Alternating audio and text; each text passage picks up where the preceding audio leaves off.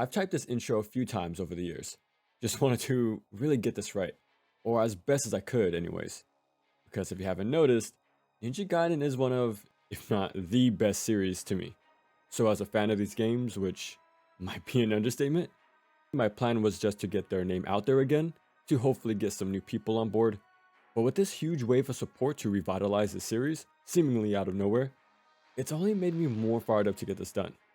It's still a fever dream to me right now, knowing 3 entirely new games are releasing in a single year. But yeah, with all that being said, let's begin our path to become a Master Ninja. This is Combat Overview.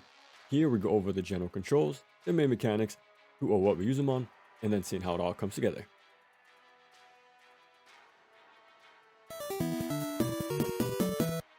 Before we begin, just know I'll be playing NGB for this video.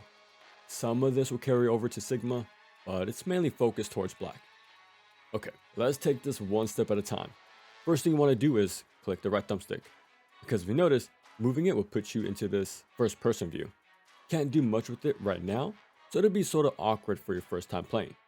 But by clicking the right thumbstick, you'll swap to its second mode that works like a standard camera. So now you have full control.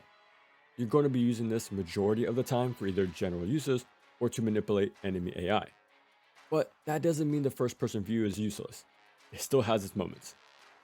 Next, we're going to have ourselves a very quick rundown on some of our weapons. Starting with the Dragon Sword. You can never go wrong with the DS, has everything you need for all situations. It has solid range, speed, and damage. Lets you easily keep up with regular sized enemies, but it's also fast enough to maneuver around those more heavier elite enemies too. And there's some fights where it's sort of required to use it, so if you ever want a solo weapon, then here you go. Then the Lunar is good for crowd control. Has that range to space them out. Its multi-hits are great to lock certain enemies down too. And it's not half bad to set up wall splats. The only downside is a lower damage output when compared to the DS, but it has ways to make up for that. And the only other weapon that can be used in pretty much any fight. And lastly, the flails. They're very quick, pretty stubby, and admittedly on the weaker side. While when combined with potency and ripping thunder, this thing becomes a beast of a weapon. But either way, if an enemy is in your bubble, you'll just shred them. And you can even beat certain enemies to the punch too. I know I'm skipping quite a few weapons, but these would be the main trio for the most part. If only the game had size, then we could have had the entire turtle ensemble. But yeah, think of this weapon lineup as the one from Warlords. It's the same train of thought, how each one covers certain matchups or enemy groupings. Alright, to make this as simple as possible for us, we're just going to talk about the DS from now on. So when you attack, you notice these moves are committal. Once you begin the animation, you must let it play out. Can't cancel its startup or back out halfway through a swing. And lag is a bit different, but we'll get there eventually. So with that in mind, it's not a bad idea to use those fast light attacks to keep yourself as safe as possible. Stuff like XY or XXY. Now to really make sure you keep the upper hand, it's possible to delay your strings. It won't lead to other moves, but it remembers your position. So it doesn't matter how fast or slow you press your next input, it still continues that current string, all the same. Might seem weird, but this sort of pause can help us read the situation. Maybe it's just too risky to do the full string, because again, attacks are committal.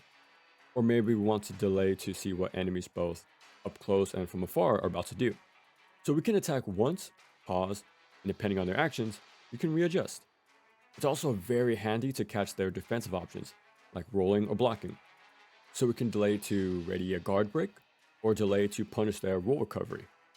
Now this isn't really needed on lower difficulties, since they're not as aggressive or evasive, but it's basically required on higher modes, especially around ninjas and imps. So get used to this idea early on, because the game heavily rewards thoughtful plays over mashing as fast as possible. That won't get you far here. Oh, and another thing, if you ever wanted to just repeat the first few hits and not worry about having to complete the entire string, well, that's possible too. So if you hold guard for a brief moment after that first or second hit, visually seems like nothing happens, but it actually resets your combo, which allows you to start your basic string from the beginning. So you can do 1-2, guard, 1-2, guard again. This is a good way to stay safe as possible, obviously, because it might be too risky tossing out a move with more startup or longer end lag. Kinda reminded me of the sword cancels in DMC1, but just like in that game, I used it in very niche situations. But it's good to know you can do quick slashes instead of committing to those later moves. Now onto the heavy attacks. Usual stuff, slower, but hits harder.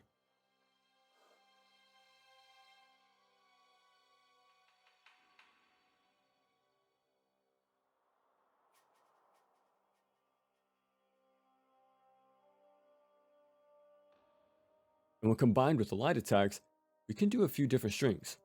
A common one that's usable against most things is XXY. It's quick, good damage, and low end lag. Makes it a perfect opener or punish combo since you can get in and out in no time. It's also shuriken cancelable, which is very important in this game, but we'll get into that later.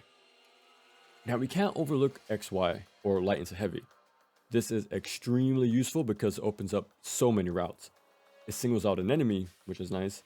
It's a good punish starter against many enemies, resulting in a kill most times, and sets up amazing crowd control. One of them being the heavy ender. That down stab's hitbox is larger than it looks, so it can hit multiple enemies, deals you damage, and the landing lag is quite safe too. It's kinda nuts how good it is. So whether you're doing an aerial combo with a few light attacks, or maybe tossing a projectile while you're up there, be sure to end things with that down stab every time. XY also sets up on landings, but again, we'll get into that in a second, because we can't forget about the classic aerial combo that ends with the Azuna drop. This string is forever etched into our brains, and you can probably see why. It's super powerful, usually killing most enemies, deals massive splash damage to crowd control, and it has iframes too. There is some recovery to it, but if used properly, that shockwave can clear the nearby area to make things a bit safer, so use it wisely. Now onto directional attacks. In the move list, I know it's shown as a right-facing arrow, but the direction doesn't matter. It can be left, right, up, down, or diagonals. All you need to do is just point that stick to where the enemy is as you attack, and there you go. So forward X. This is pretty good. It's a dodge and attack rolled into one. So whenever you're in a close quarter situation, this attack lets you make the first move with full iframes. It's a tight window, but very rewarding when mastered. Can be used as an opener, punish starter, or this tiny gap closer to begin your usual strings. Forward Y would do the exact same launcher we saw before. So think of it as a shortcut, but I mainly used it as a guard break. And that's because heavy attacks shatter defenses. So having quick access to one is very helpful since we don't have to rely on completing an entire string just to get the same effect. There's also a held version. Doing this will keep you grounded, but still launch enemies, even OTGs. You can even press forward during certain strings as well, like XX forward XX to send enemies away, which can lead to extra wall splat damage, or XX forward XY for these multi-kicks. But since you're committed to standing still for this long, I never used it much. We also have 360 moves, but only for the heavy attack. And yeah, there's a tap and held version too. So by rotating the left thumbstick, you'll do something called the Gleaming Blade. Get ready to use this a lot because it's one of the best moves in the entire game. Multi-hits, does great damage, and very quick. It also has hyper armor on low charges, and complete iframes when fully prepped. That's all I'll say for now because I'll just let the move do all the talking. There's also running attacks, but I hardly use these. It's really tricky to get Ryu from a jogging state to a full-on run in the middle of a fight, so don't expect to use this often, but it's still useful in its role to close a gap. But even then, there's another gap closer that's more immediate, and most importantly, safer. But honestly, I mainly use this to approach doors and buffer openings. Before we move on, we need to talk about Flying Swallow. It's pretty meh. While only on lower difficulties is it passable. So even though it's a cool looking offensive tool to close the gap, there's even a chance to decapitate, which is cool. Enemies too tend to evade or block it outright, which they only get better at with each difficulty. And it doesn't help that it has no way to cancel its landing lag, which is very lengthy. So be ready to sit there for a long time if you decide to use this a lot. So as iconic as it is, don't over rely on it. I will say this though, not sure if this is just a placebo effect or not, but I feel like I get more consistent flying swallows whenever I tap heavy attack instead of hold. Because if I held the input, I tend to do that slam attack instead. So if it seems random, try doing a light press instead. Okay, I save this for later because there's a lot going on with this one. So we can hold or charge our heavy attacks. And depending how long you hold this input, you'll get different moves. So a slight charge will get you Haze Straight Slash. It's this forward moving attack that deals pretty solid damage, and better yet, it has hyper armor. So you either counter hit, or worst case scenario, you'll trade. But it's still useful in many situations. Keep holding it and your weapon will begin to glow. Now we've reached the first level of charge, and this is called the ET or Essence technique. Instead of trading hits like the Straight Slash, this has complete iframes and cleaves through enemies. It's basically a more powerful version with high frames. Now if you continue to hold it, it'll reach a second and final charge level, becoming a UT or Ultimate technique. There's no timer on this forcing you to let it go after a while. No, you can actually keep this up as long as you want. So this means you can let an enemy approach you before unleashing this attack on them, or just let it rip as soon as possible. It's all up to you. Now these UTs are pretty powerful. They would do this entire auto combo that deals crazy damage, possibly on multiple enemies, all while being fully invulnerable. You even get some iframes after it ends too. So yeah, they're good. Honestly, no matter which one you go for, they're all useful in their own way. So if you're ever in the middle of a manual charge and about to get hit, just let it go. Cutting it short will still do hard-hitting attack, and you'll still keep the upper hand afterwards. Now the cool thing is, it does help you out with this auto-targeting. So it'll try its best to go after the nearest enemy. But it can pick the wrong target at times, like furniture, or something could block your path, or maybe they're just too far away in general. Luckily, you can aim where you go with the left thumbstick, so that can help alleviate some of those roadblocks. Honestly, you should just be targeting everything yourself. You can never go wrong with having a bit more control. But just know, it is possible to miss, and if it does, then nothing happens. Well, except the Lunar. The charge attack still goes through whether or not you hit something. Same goes for all two-handed weapons, so use that to your advantage. But I know the Lunar's UT and charge attacks in general are a bit stubby. The flails, on the other hand, those things can move. That initial dash goes way further than both the Dragon Sword and the Lunar. So if you keep whiffing or not hitting something from further out, well, the flails will zip across the arena. Now trying to fully charge can be tricky as you might imagine.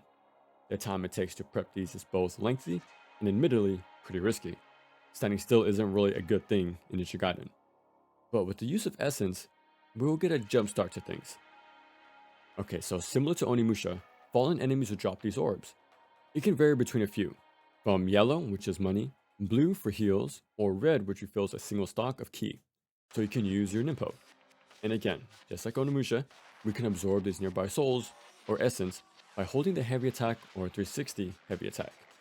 It will pull in orbs from virtually anywhere, can even be the next room over. Doing this will instantly charge our next ET or UT. But keep this in mind, since there's a tier value with these essence, they give different outcomes. So absorbing just one yellow essence will give you that ET, but 2 yellow orbs will create a UT instead. Now since blue and red orbs are a lot more rare, absorbing just one of those will automatically give you that UT, and pulling in more will just give you the same result. Here's the cool thing, not only do UTs do more damage and give you iframes during and a bit after the animation plays out, enemies killed by them are guaranteed to drop yellow essence, not just the regular amount either. Instead, they will now drop essence 7 times the original value. That's a pretty big payout, and you can tell by the larger orb size. ET kills also have an essence multiplier, albeit a smaller one, but you can never go wrong with more money. So yeah, since we can kill multiple enemies with just one UT, these big orbs start to pile up. Now, we're presented with a choice. Do we want to grab those orbs for big money so we can buy more items, equipment, or upgrades? Or do we want to use those orbs to set up another UT to keep the ball rolling? Thing is though, absorbing these orbs for an ET or UT will only give a fraction of that multiplied value. It's still more than their regular base amount, but you are giving up a ton of money to do so. And unlike in GO4, enemies on death can only drop one orb for you to work with. So that's another layer to your decision making. As you can tell, there's some resource management going on. Do you want short-term gain by chaining your T's, or pick up those massive essence drops for something bigger later down the line? But there's also some risk reward to it, because you can grab a blue for heals and be in a more safer position, or you can absorb it instead, which doesn't give you any health by the way, and use it as a sort of last ditch effort, kind of like a comeback attack. But remember, any kills you got from UTs will only reward yellow essence. So yeah, you might have won the fight, but you're still leaving the fight with pretty low health. Yeah, there's so many factors that go into influencing your next move when playing around these orbs. It's a really advanced follow-up to what Onimusha started. Well, what if I told you we're still not done talking about this? Not by a long shot. So it's great that Essence can help speed up the charge process. However, we still need to worry about the startup, especially during these intense fights, because attempting to charge in neutral would just take too long to wind up. With the help of something called on landing cancels, we can set up an instant charge. So as the name implies, when you land from an airborne state, you can cut the startup of certain moves or link into them a whole lot quicker. So with those on landing instant charges to remove that lengthy startup, it means we're able to start our charge a lot sooner to start grabbing those nearby orbs. So when you land, just press Y or heavy attack for a brief moment to near instantly pull in all those nearby essence to set up that ET or UT all in one go. And since this game has a lot of movement options, here are some routes we can take to get that done. So after a regular jump obviously, or out of roll jumping, which lets you create that space, jumping off walls too, can even toss shurikens to make that much more safer. Line to heavy works as well, can even do a few light attacks or toss out projectiles as well, and it'll still set this up. Just as long as you drop in a neutral state and not with an ender. But yeah, forward Y works too, same stuff applies. Or you can wind run or wind path, both work the same. So all of these will keep you on the move for better positioning and let you skip that wind up with those on landings. Just know S's doesn't link forever. I think they stick around for about 10 seconds before disappearing. But you can also tell just by looking how high up they are. So don't wait too long because they'll just float away. Okay, there's one more thing. It's the last bit, I swear. So I'm sure something's been happening, and that's how orbs will zip towards you on their own, leaving you nothing to work with. And that's because essence is automatically absorbed once you're close enough. So it might seem impossible at first to use them in certain arenas. Well, if you block and continue to hold it, Ryu won't absorb essence no matter how close he is, or even what he's doing. You can be rolling, jumping, or in the middle of a combo. It won't be pulled in as long as you hold that guard. So make sure to hold down that block at all times so they won't be auto-absorbed. Okay, cool. But how do I move now? Blocking makes you stand still. If I try to move, I'll roll. Well, yeah, that's all we have to work with, but it's more than enough to set up our next on landing cancel. We can roll jump to clear some distance. We can also wind run and wind path out of roll to even move further away from the fight. And we can even use those to chain into wall jumps. So that's another route to escape cramped areas. And again, just be sure to keep holding guard while you're in the air. It doesn't mean you'll block attacks while you're up there, but we do that so we won't absorb nearby essence. Also, if you're ever in a situation where you want to absorb a super close essence and there's no hurry to run away from an enemy, you can just drop your guard and quickly begin to hold Y. Absorbing that essence will take priority. Now this is a little next level stuff, but you can also flutter or feather the trigger to grab just one orb at a time. This is way more helpful than you might think, because it is possible to absorb more orbs than necessary. So by doing this, we can collect some of the excess orbs lying around, which means we can actually reap some of the rewards and not just a tiny fraction of them. Okay, we're finally done with Essence. But as you can tell, there's a lot that goes into that and how you interact with them. So don't give up and keep practicing because it really is a fundamental skill to manage Essence in all sorts of situations. Next up are sub-weapons, starting with shurikens. They're extremely fast, but they're not meant to be a damage dealer. They're great to deal with really small enemies like the bats though. which by the way, they drop money and a lot of life. Basically little farming areas to help refill on resources. You can honestly think of them as Zebos from Metroid. Basically the same thing. But shurikens are not just for the little fodder. They're way more versatile than that. Because if you notice, they automatically track enemies from wherever possible. And that right there is what makes them very useful. Because that helps a ton to either interrupt enemy attacks, and even if it doesn't, that shuriken will at least keep the enemy busy long enough by forcing them to react, by dodging or blocking it. But if it does connect, shurikens can stun enemies for a brief moment. And it also has real face at nearest enemy, giving you some good info on who to target next. But that isn't really important here in the first game. It is in the sequel, but we'll get there eventually. So yeah, these are a great way to lock down enemies, mainly the squishy ones. And that's because trying to use these on the more heavier or armored enemies will just bounce right off. But that doesn't make them worthless against them, because shurikens let us cut our end lag with the use of shuriken cancels. The main examples with XXY or XXYY. So after that heavy attack, just toss out a shuriken to completely cut out its end lag. This doesn't work for all attacks though, and this form of canceling only works with one-handed weapons like the Dragon Sword and the Kitetsu. So this won't be your main method to cancel end lag, that would be guard buffering, but it's still useful. So yeah, shurikens might not deal significant damage, but can interrupt or stun enemies and cancel end lag. Now that can't be overlooked. Now for the windmill shuriken, it has shorter range compared to the regular ones, but its damage and impact is a lot more noticeable. It actually comes back to you like a boomerang too. It's basically the, wouldn't you guess it, the windmill throwing star from the NES games. There's no swag star tech, but it's still a really solid sub-weapon. It is missable though, so to get this, you need to do this wall run challenge in front of Hound's Bar. Oh, and to make that final jump extremely easy, just do a light attack after enough hang time. That extends your forward reach to really make sure you close the gap. Now it's not just the windmill that's hidden up here, there's also this prototype Xbox. And interacting with it will give you full heals and restock your Nimpo. So if you're banged up pretty badly, well, this can help you a lot. Honestly, since there's infinite refills, respawning enemies in a safe spot all right next to each other, this isn't half bad to farm a bit. Not the best area, but it's an option. Now incendiary shurikens, while the first two are infinite, these are not, so you better make them count. But to make up for it, they deal a lot more damage since they explode after some time.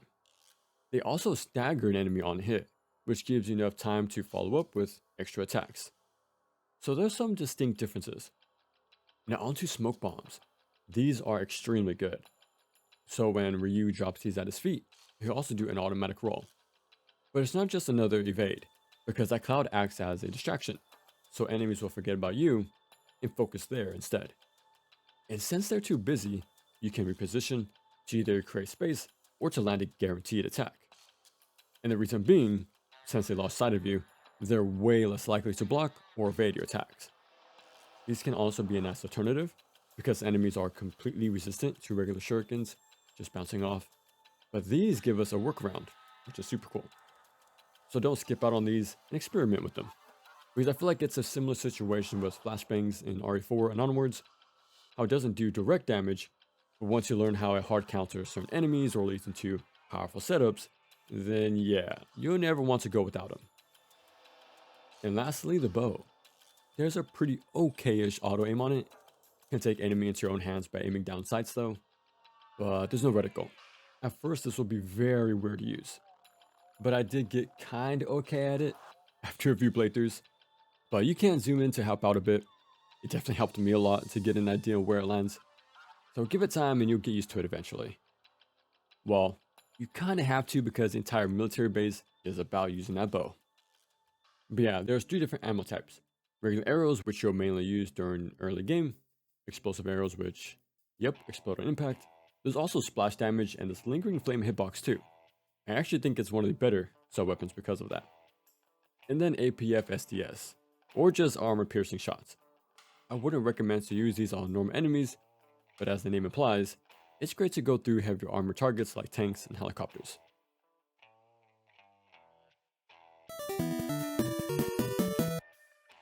Onto defenses. We're starting with our tried and true guard. We can't walk around while using it, but it will automatically snap towards whatever attacks you. and if you move the left thumbstick while guarding, you roll, which has full iframes for the entire animation. But yeah, this guard is way more useful than you might expect, so don't shy away from using it. Well, around certain enemies of course. But even though you can safely block a good amount of those attacks, enemies still have specific options to prevent turtling. The obvious one being grabs. But there's also attacks with some unique properties. One being guard breaks, which yeah, breaks your block knocking Ryu off balance. Then guard crush. Now these will completely shatter your defenses, dealing chip damage. There's also unblockable attacks, which force you to take the full damage. These are mainly seen with bosses though, so don't expect regular enemies to just match your health bar. So if you decide to be overly defensive around specific enemies, then they have ways to work around that. But so do we, because if you block one of those attacks, it's possible to cancel that knockback animation. So once you're staggered, release block and quickly hold it again. This has Ryu catch himself and allows you to block again, despite being in that guard break animation. This is called reblocking. And since we're in a blocking state again, you're able to roll away too. This lets you escape an even nastier punish and create some distance. Now that's only possible if you're opened up, but if you happen to block a normal attack, we can finally use our counter. So as an enemy's attack makes contact with the guard, hearing that clang, that's our chance to counter. And there's two versions. Light counter would do this launching kick. Can actually follow up with forward Y and go to as soon as drop. There's also a baked in follow-up kick if you continue to press the light attack. This is really good because I think it extends your iframes and sets up wall splats. Plus it's pretty cool looking. So I highly recommend to use this version because it's very versatile. But the heavy version on the other hand isn't as strong, ironically enough. It does have a nice clearing attack, but the problem is a lack of chaining. There's no baked in follow-up, and we can't do anything ourselves either. We're also left hanging in the air too, which again can be cancelled with shurikens or with that heavy slam attack. So don't expect consistent safe landings or guard buffering. You're just exposed for using this. Yeah, I say don't bother with this really. It didn't even make a single appearance during my Master Ninja playthrough, so it has no real impact either way. And one more thing to keep in mind, you cannot counter moves at guard break or guard crush. So this can be used on everything but a select few moves. Only way to know which is through trial and error. It didn't use the color system for unblockable attacks like Zoe 2 did a few years earlier, so it'll take some time to learn, but you'll catch on eventually. Okay, one last thing about a block. So early on I hinted at cancelling in lag. We saw what shuriken cancels can do, but that's only useful with one-handed weapons. While this next method is a universal mechanic, and it's called guard buffering. So this is done by holding block after everything. If you're holding guard during recovery and attack happens to make contact with you, Ryu will snap out of it to block. Recovery be damned. So this is how we cancel stuff in this game. It's very different, but since you're holding block 90% of the times anyways, it'll become second nature. A good example of this is after that down stab. I'm holding guard as I recover, but if nothing hits me, then it'll play out as normal. But if I'm attacked during the end lag, Ryu will stop what he's doing and instantly block with no downtime. That's the power of guard buffering. Now, this guard buffer works with a lot of moves. So block after a wall attack, after a fiend sealer, after a guillotine throw, after a Zuna drop, after counters, after a haste slash, after ETs or UTs, and yeah. I'll stop there, but the point I'm trying to make is that this can be done out of pretty much every action in the game. So get in the habit of holding block during and lag. Just be sure to use that moment to counter or roll away. And that's it for blocking. As you can tell, it's another essential mechanic in this game that you need to get used to. Okay, I sort of skipped over this, but that roll has some stuff too, and that's roll jumping. This is a major piece of movement you should be using quite a lot, because if you notice, the roll has some end lag, so you can't chain roll into another roll. And we all know how standing still isn't a good idea. But a jump actually cancels that roll's recovery, which means no more downtime. And since it's possible to do an all-landing guard after that jump, we can instantly do another roll as soon as we land. So that's how this chain works, allowing you to clear way more distance in just staying in constant motion, which will come in handy against certain enemies and especially bosses. There's also something called on-landing jumps. This lets you cut landing lag to chain another jump in quick succession. Pretty cool tech, but I mainly use this for traversal, to go from point A to point B a little faster. That's pretty much it. I'm sure it has its place during combat because it has iframes on landing, but never needed it, even on the higher difficulties. Even then, it's still super fun to pull off. So yeah, movement is a pretty big part of Ninja Gaiden's defensive game, so let's keep that going. If things start to get intense, which they usually do, use the environment. Yeah, there's wall splats, but we can also use those walls ourselves, like with wall running. We can do that to create space, but we can also attack out of it. Now that wall attack is way more damaging than you might think. Very safe to toss out, and even does some splash damage on landing for some crowd control. But it's not just that, because it also has iframes. The Lunar's wall attack is especially good, not just because of the extra range, but it flattens enemies too. That doesn't happen with the Dragon Sword, for example. But yeah, the wall jump attacks are very handy to deal with pressure in cramped areas.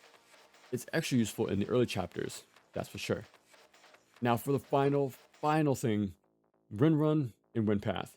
I'd go as far as to say it's one of the most important tools in the entire 3D trilogy. To me, it's sort of the glue that holds everything together. So Run is this forward leaping jump that targets the nearest enemy. You can aim it too, which is nice. But if you notice, it has this after image. That's a visual indicator letting you know it has iframes, which we see during wall attacks and UTs, for example. So not only does it consistently point you in the right direction, but it lets you safely approach enemies since you're completely invulnerable. You can see why rolling into Wind Run isn't so bad now, since we're just chaining iframes as you manage essence. But yeah, there's a few more things that we can do out of this, like the guillotine throw, which is a carryover from the arcade beat 'em up. But yeah, just like all good throws, it crowd controls, can deal wall splat damage, and you get iframes.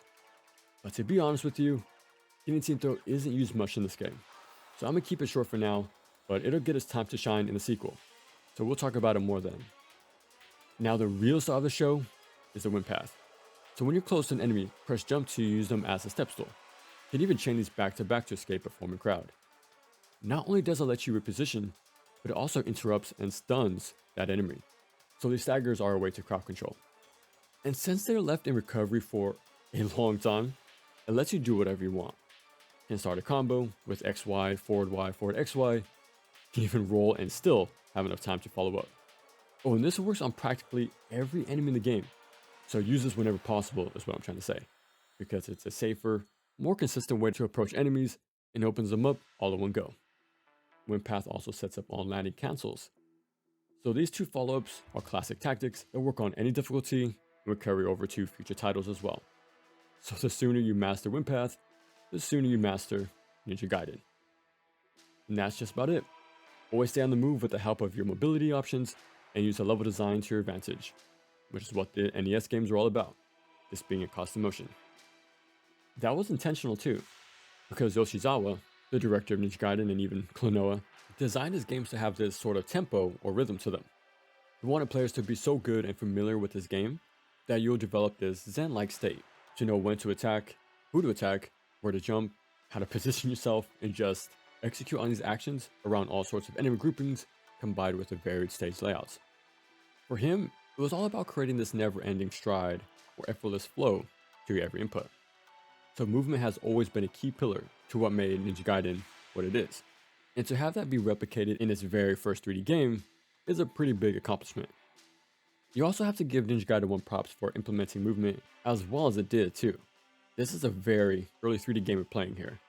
So to have wall running, jumping off enemies, and having cool tech that connects aerial and ground estates to work at all is kind of insane. Other games around this time try their hand at incorporating advanced movement with combat, but none of them get close to Ninja Gaiden's near flawless execution. And even to this day, nothing really reaches it 20 years later. It goes to show how forward thinking it was, and honestly still is. And that's something I've always wanted to talk about, movement in action games. Of course, the NES games had a large focus on constant motion through complex encounters, so to see that replicated here is something I really do appreciate. Plus, having a 3D action game know where it came from and faithfully adapt action platformers into this new 3D space is surprisingly rare. But the ones that make that effort stand the test of time. Look at the Shinobi reboots, Maximo the G&G successor, and of course, Zoe 2. Each of these games control vastly different, and it's all because of their unique movement. That's the secret ingredient for them to still be relevant today. It's also why I find tank control so interesting, especially in combat heavy games like God Hand, RE4, and Onimusha. It adds an extra layer to its complexity. But funny thing is, that sort of out of the box thinking was common with 2D action games. Castlevania with their committal jumps and heavier movement, Batman with jump squats and its unique take on wall jumping, Shinobi 3 with its precise double jump, only accessible at the apex of your first one, or Alien Soldier just letting you hover, dash, and between walls like it's Metal Storm. I can keep going, but that's just how action games were. They all had unique or experimental controls to stand out from one another. And then they use those design oddities to craft specific levels, enemies, and bosses that push those mechanics to the limit. So once a game establishes their different controls or movement, it has this domino effect going forward, because it influences every aspect of their game to create clever encounter design within these rules. And that's how they can form their own identity and design philosophies that still have their place today. And this might come off as a surprise, but that's why I greatly prefer my 2D action games over 3D ones. To me, they were more creative and provided their own unique challenge I couldn't find anywhere else. And every single game was like that. But nowadays, there's a general uniformity, and that aspect of having weird controls or mechanics have been filtered out more and more with each generation. So unfortunately, action games today don't feel as distinct as they once did. We'll still get those rare exceptions from Platinum games, but they're still few and far between. Let's hope future action games will one day return to their roots, because having unique controls or mechanics that actually use the 3D space to their advantage is still unexplored and has a lot of untapped potential.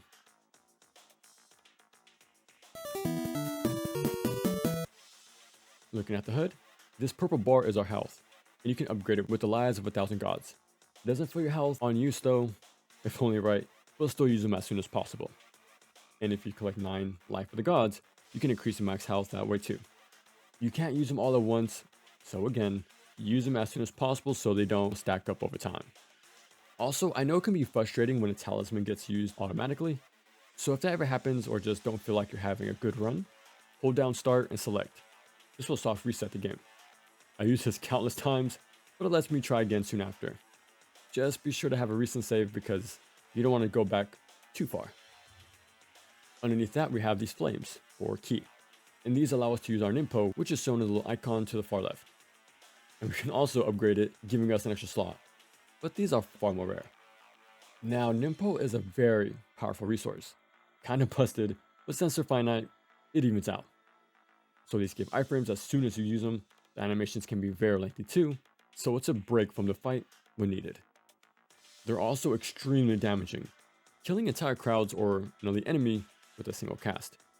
And most importantly, it cancels basically everything. So with a single use, you can escape the committal gameplay, get a ton of iframes, and kill anything in the room. Not only that, but the downtime between each cast is also non-existent. So if you have the resources, you can easily Nimpo back to back with no openings. But yeah, we get 4 throughout the course of the game, starting with the flame wheel.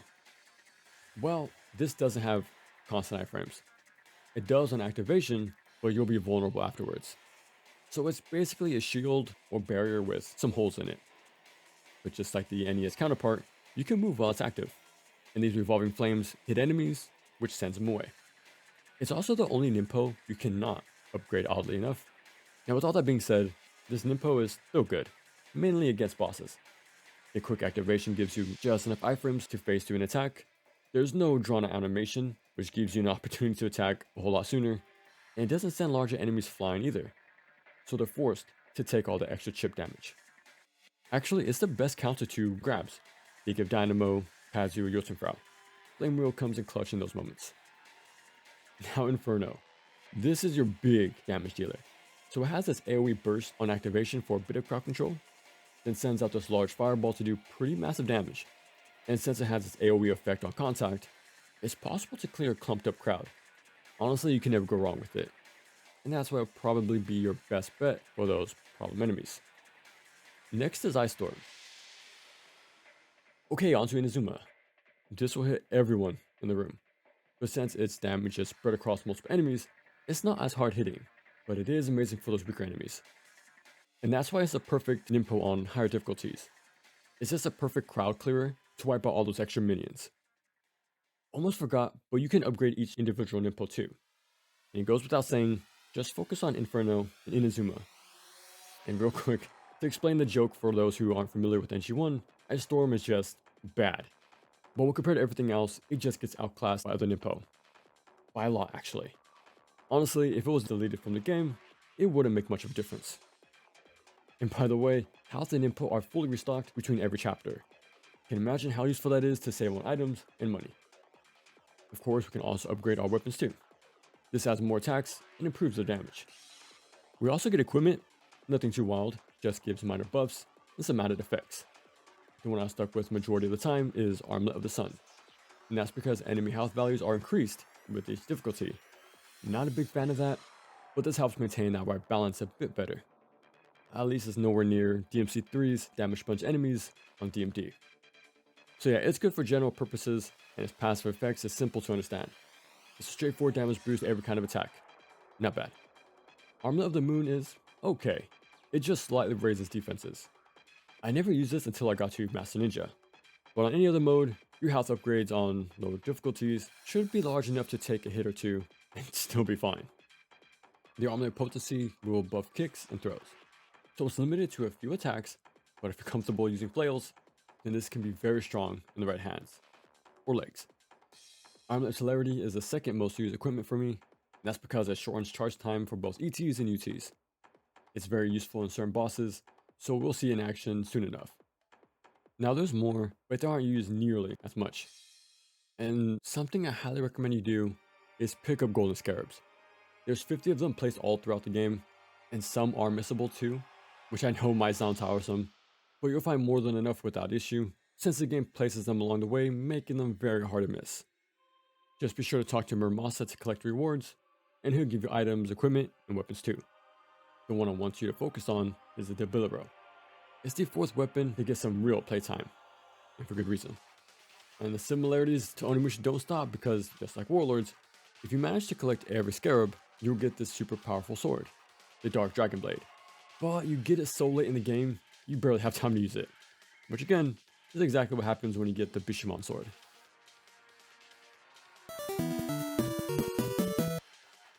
When it comes to enemies, this game easily has one of the best lineups around. And we all know good action games are defined by their enemy design. So let's get started.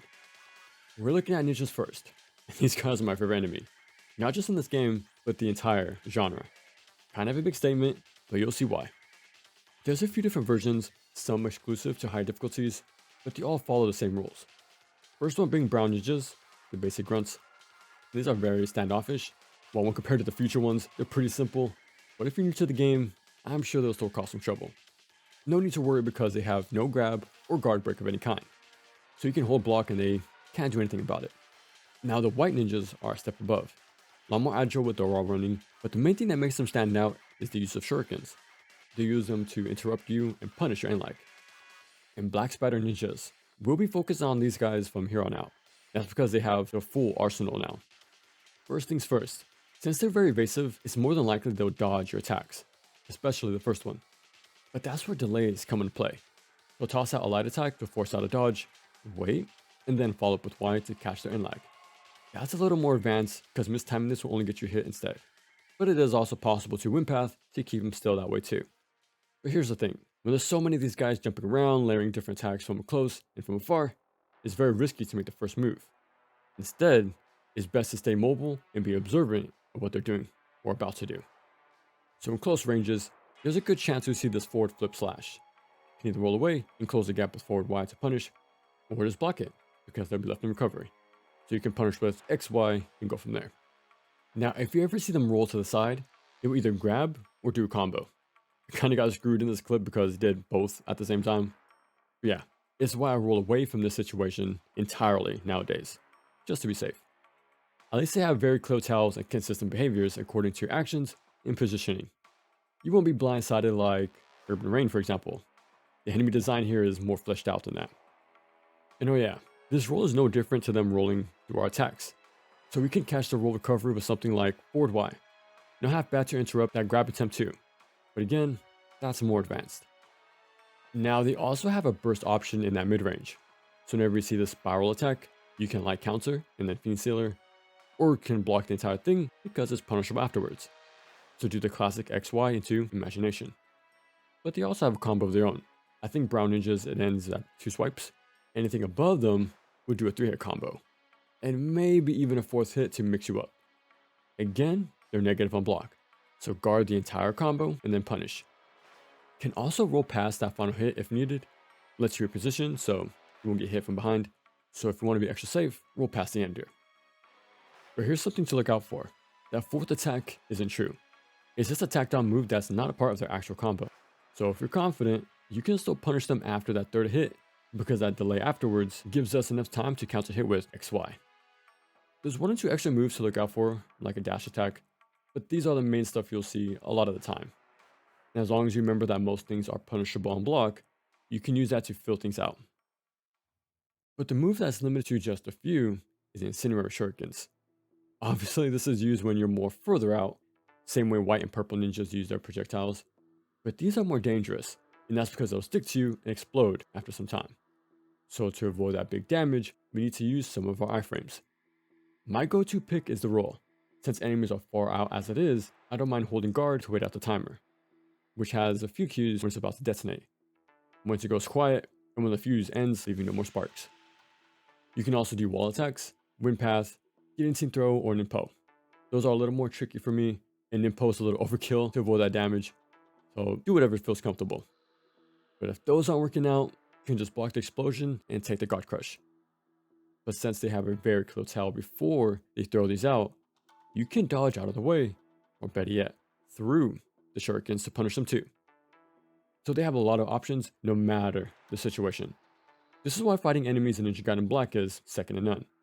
They have attacks for all ranges to make their presence known. And the extra care goes a long way to make these fights more dynamic. You need to improvise and always think on your feet. It's the exact same reasons why DMC1 still has some of the best enemies around. With that being said, I know they can be a handful, but once you realize everything they do has end lag, they become way more manageable. So a few takeaways. Try to delay first few swings to catch their evades. Using wind path is very good. Iframes and staggers for a guaranteed hit. If they roll, get out of there. The combo maxes out at 4, which leaves them vulnerable, but it is possible to counter hit after the 3rd swing. That forward moving spiral attack leaves them in end lag for a while too. Roll towards them to iframe through projectiles. My punish combo for everyone is Zuna Drop. Doesn't matter how you get them up there, but I always end with ID because that splash damage will help crowd control the swarming crowd beneath me.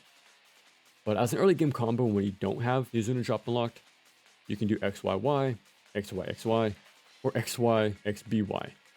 Just as long as you launch them, either with forward Y or XY, you'll be able to do the same punish either way. Then end it safely with down stab into guard buffers. And another thing, even though there's a few recolors, they all follow the same rules and patterns, but the strategies are consistent because so are they. And that's how enemies should be designed. Clear tiles on startup, options for all ranges, and they must have end lag. And once you fill a room with these guys, and you're in constant motion just looking out for everyone's next move, it's pretty amazing once you're in that natural flow of things. Which leads to my next point. Patience is key, not aggression. Might seem odd, but making the first move isn't the best answer. That will only get you hit most times. Instead, this game is all about waiting for your opponent to make the first mistake. Those are the moments we're waiting for. I bring this up here because the ninjas do an amazing job at teaching us that very valuable lesson. It really does set the tone for the game and how we should operate ourselves going forward. So if you come into this game with the mindset of Ninja Gaiden 2, for example, then things won't exactly work out for you. Movement is still our number one goal for every game, but here in Ninja Gaiden Black, we use that speed to be reactive, not proactive. Okay, we can finally move on. But I'm sure you can see why these are the greatest enemies, to me anyways. So now that we know how to block, Samurais on the other hand teach us how to beat blocking. And that's because these guys will guard pretty much everything we do. So we need to use our own guard breaking moves, which are heavy attacks. H-Ray Slash can do that, but you won't be able to follow up so easily. ETs and UTs obviously phase through and hit them. But it's recommended you do strings that end with heavies. XXY for example. And light into hold Y works too. Just be sure to shuriken cancel after both of these so you're actually able to capitalize on those openings. And once you kill one, use that essence to chain an ET or UT to keep on the pressure. But forward Y is pretty damn good too. It's fast and easily leapable to break guards and punish all in one go. Oh, and since they're resistant to shurikens, use smoke bombs instead. It'll prevent them from guarding, which lets to start a combo or set up a charge attack. Now for the horses. These guys have a history of messing people up, so let's make it a whole lot easier. Our setup actually begins before we enter the arena, because we're going to the firing range. So with your bow and arrow, we're going to hit these targets while behind this line, and you'll be rewarded with orbs, so be sure to use these to stock up on resources. Oh, and be sure to buy Inferno from Muramasa and equip it, along with Amulet of the Sun. Now once you're ready, enter the arena. Once the cutscene ends and the fight begins, hug the left wall and keep walking until you meet the first horse. With the help of the initial burst of Inferno, it'll dismount them. Now we're left fighting normal samurai. Then you can aim the fireball at the other horse while you're at it. From here, make your way to this corner.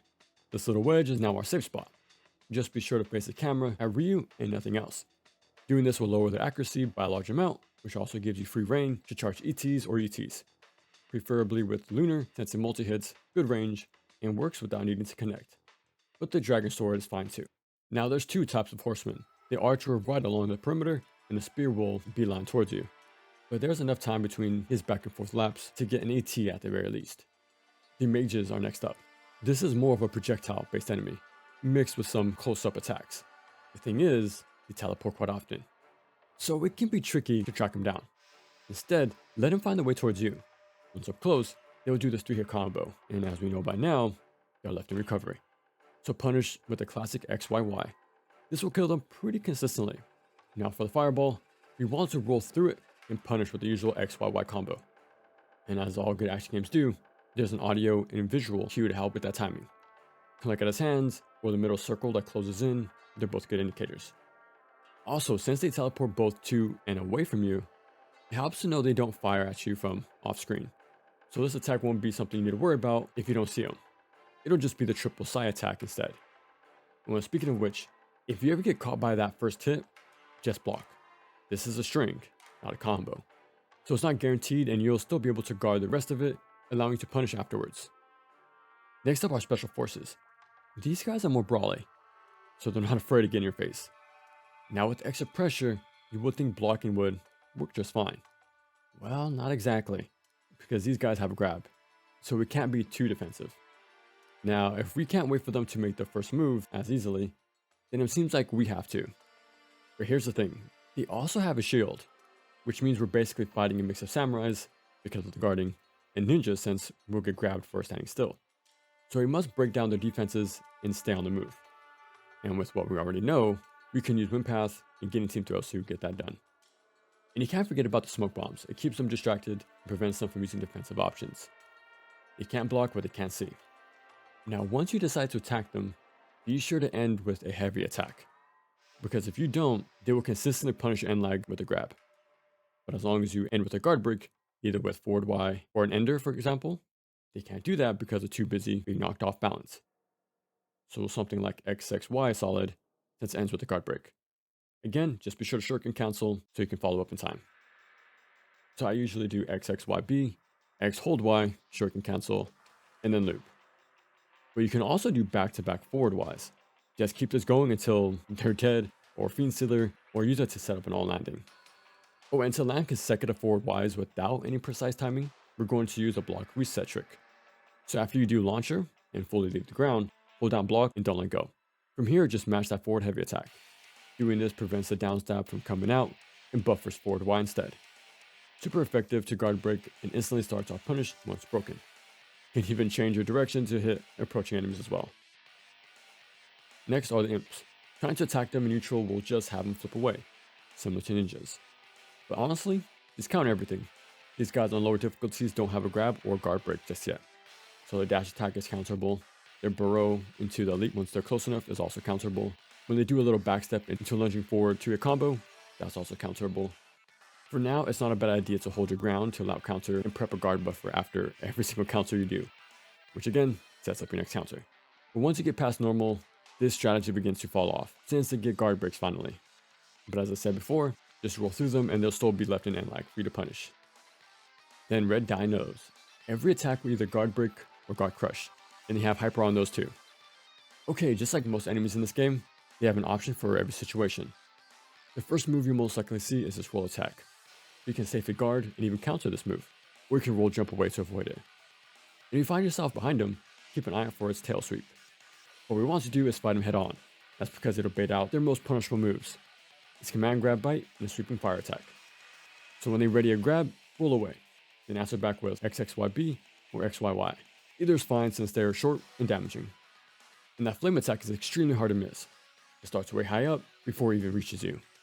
So it gives a generous amount of time to notice it and roll to the side. And since this attack is kinda long-winded, you're able to do the same XXY shuriken cancel, but with a few extra hits added afterwards. There's also a quick headbutt and also 2-hit combo, but honestly, if you see any slight movement, just roll away, come back in with the same combo. Hell, if that's still not going well, you can roll jump away. The arena where we fight him for the first time is so big, you can run, charge up, and release on reaction. I did this a lot on higher difficulties because we do fight a boss immediately after this, so I wanted to have as much health as I could going into that fight. Now onto monks. Make sure to prioritize these guys, because if left unchecked, they'll start to place these magic mines right underneath you. You're given enough time to move out of the way, but they'll place more on higher difficulties, so they get you eventually if you're not on them.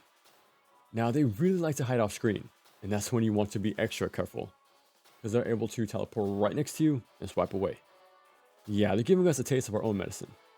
So be careful once they're out of sight, because they're more than likely anti-air you. So it's also a good idea to keep your feet on the ground. But stay patient because they'll try to swing at you eventually. Now trying to attack them can be tricky because they'll zip away in an instant if you mistime this. But the thing that worked for me the most is to wait for the startup, neutral jump, and XY. Yes, you can consider it a counter hit, or whatever it might be. It's the most consistent way I can actually land my hits. Then we take on some zombies. They either have a mace or an axe, but ignore these guys for now because there's usually an archer hanging in the back. So work your way towards them first so they won't make things harder than it has to be. Now that you're close, know that all these guys are extra sturdy, so expect them to act during your strings with their hyper armor attacks and grabs. Since they're so slow, you can ready up that UT with no pushback. These guys are way too busy shuffling around to even attempt to punish a charge. If you want to be really safe about it, use the flails for the extra travel distance. After a certain point of the game, we get introduced to the Vigorian soldiers. And these guys make sure to bring the firepower, so it's best to close the gap as fast as possible. And how you approach them is very important. And whatever you do not use Flying Swallow. For the love of Momiji, stay away from that move at all costs. Yeah, the end lag is awful, but it's mainly because, yeah, they'll anti-air you. But once you're in the bubble, they'll grab a lot and even parry your attacks. Yeah, these guys are masters at defense. But the usual answer solves the problems. Just wind path. Staggers, interrupts, drops their defenses, gives iframes, and since we're on the move, it's less likely we'll get grabbed or shot.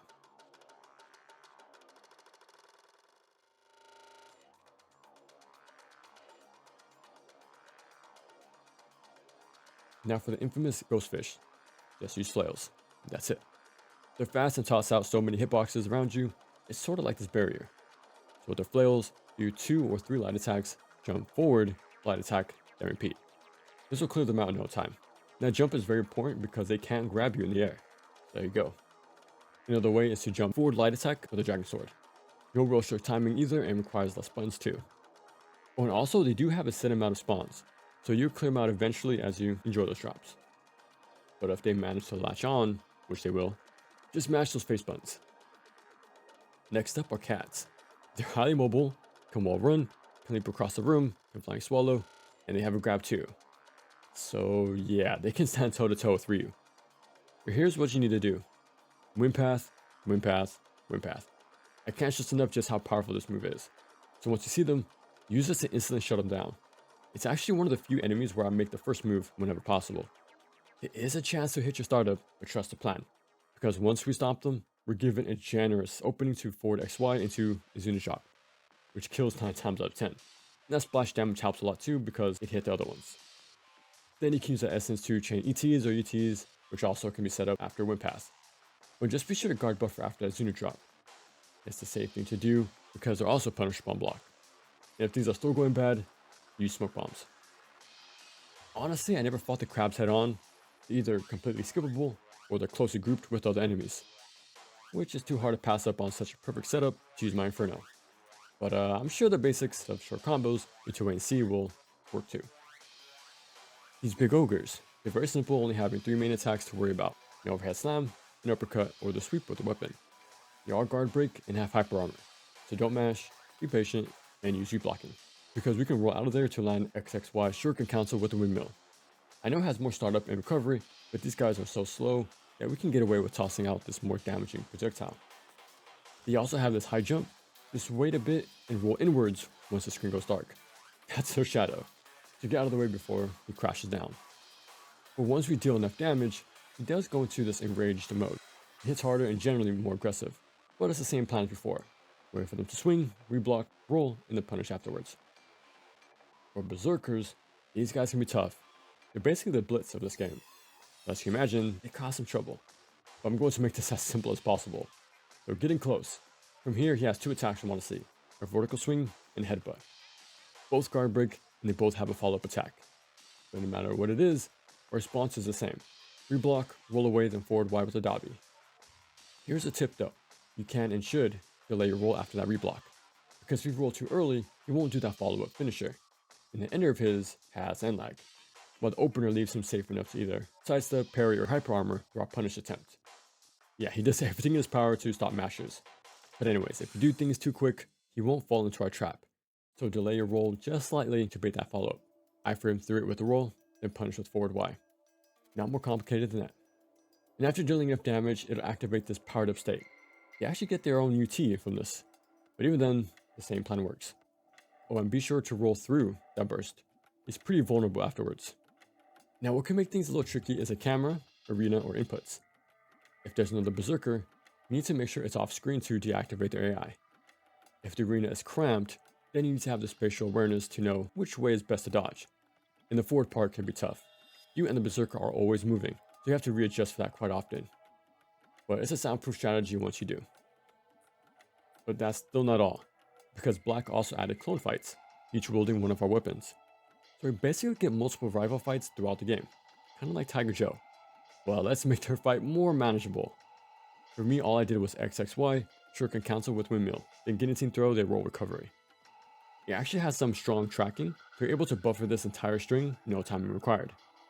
I've done this for every version from Dragon Sword, Flail, Dabi, Kitetsu, and even the UF. It works consistently enough to take these guys down without much trouble. So keep at it and they'll fall eventually. Well, it's finally time to look at some bosses. And to get this out of the way now, to me they're on the same level as DMC1, Maximo Shinobi, just 6th generation action game bosses in general. It's about movement, positioning, maybe some platforming sprinkled in there, and knowing when to make your move. Very reminiscent to the action game bosses, so it makes sense why I like them so much. But yeah, the first few bosses will be tough. We don't have upgrades obviously, so no strong weapons, no extended health bars, or much nimpo to work with. You don't even have the fundamentals just yet like counter, Zuno drop, or guillotine throw. But once you get past these early fights, the game becomes way more manageable. So don't worry if the beginning is giving you some problems, especially as a new player, because things are stacked against you. But trust me, it only gets easier. Okay, as every classic action game from this time, the very first boss will give people a very rude awakening. Samurai hits hard, breaks your guard, and will happily counter everything you do. He's basically giving us the same lesson that Phantom did in DMC1, that trying to brute force to win through mindless mashing won't get you far. Instead, it's about being patient and picking the right moments to strike. Now for him, we want to create some distance. Doing this baits him into front flipping towards us. Now after that, he's finally vulnerable and won't guard, parry, or grab through our attacks. So during that recovery, punish with forward X, YY. That ender won't always hit, but we do it to prep a guard buffer and then roll away. You can also do XY on landing, hey straight slash. This might be a little tricky for new players because it requires some timing, but it's the better punish to aim for once you get more comfortable with the game. Next up is Masakado. He's just a boss version of those horse enemies. You can probably guess what the strategy will be then. So make your way to the other side of the bridge and pick a corner to hold your ground. There will be some mages waiting for you, but a quick XYY with the Dragon Sword or XY with the Lunar takes them out with ease. And real quick, there's a total of 12 of them that can spawn in, so you can clear them out if they're really giving you some trouble. But as long as you have camera control, you won't need to worry about them at all, because once we're in position, the strategy is going to be the same as before, and that's to move the camera away from the bridge, so it's facing the background only. Because remember, enemies don't attack off screen. Well, they tend not to. But yeah, doing this gives us a chance to charge an ET or UT. Unluckily, Masakata follows the same patterns we saw earlier, which he'll just pace back and forth. Oh, and be sure to guard buffer after every ET and UT, because he swings his spear around when he turns away. But yeah, keep it up and he'll go down in no time. Now Dynamo, he stays in the middle the entire time. Now don't think you're safe by keeping your distance, because he'll use his pretty damaging laser beams, which are unblockable by the way. So the strategy is to get in close to prevent him from using his long range attacks. Now that we're in his face, we'll see two different openers. This guard breaking backswing, which is followed up by a command grab 9 times out of 10, and the other is his overhead attack that also guard breaks. That's it, he's very straightforward. So here's what we want to do. After every guard break, we want to reblock. But don't roll too early. Wait until you see him prep that grab first. Going too early might have you recover into it. But once it whiffs, punish with XXYB or XYY. Both are great.